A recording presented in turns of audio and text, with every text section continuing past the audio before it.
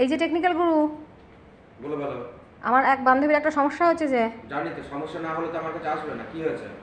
আচ্ছা, ও ফোন করেছিল, ও ফোনপে থেকে একজনকে টাকা পাঠিয়েছে, হ্যাঁ। সে নাম্বারে না গিয়ে অন্য নাম্বারে পাঠিয়ে ফেলেছে ভুল করে। বেশ করেছে। তো এটা কি করবে এখনও? ও খুব সমস্যায় পড়েছে, আমাকে বললো যে দাদাকে বল।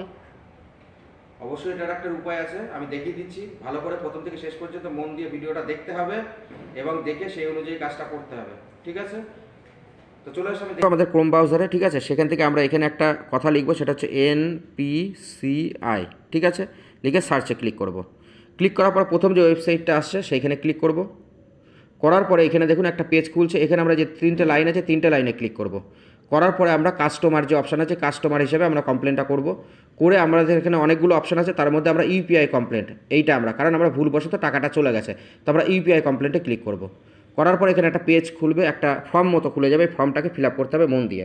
ট্রানজাকশানই থাকবে। দ্বিতীয়তে কী আছে, নেচার অফ ট্রানজাকশান, এটা পার্সন টু পার্সন করবেন। টাইপ অফ ইস্যু কী হয়েছে, আপনার ভুলটা কী হয়েছে, যে আপনার ভুলবশত অন্য একজনের কাছে টাকাটা চলে গেছে, ঠিক আছে? তাহলে লিখবেন incorrectly transfer to another account, এটাকে সিলেক্ট করে দেবেন। তারপরে এখানে কমেন্টসের এখানে একটা ছোট্ট করে আপনার প্রবলেমটাকে লিখে দেবেন, ঠিক আছে?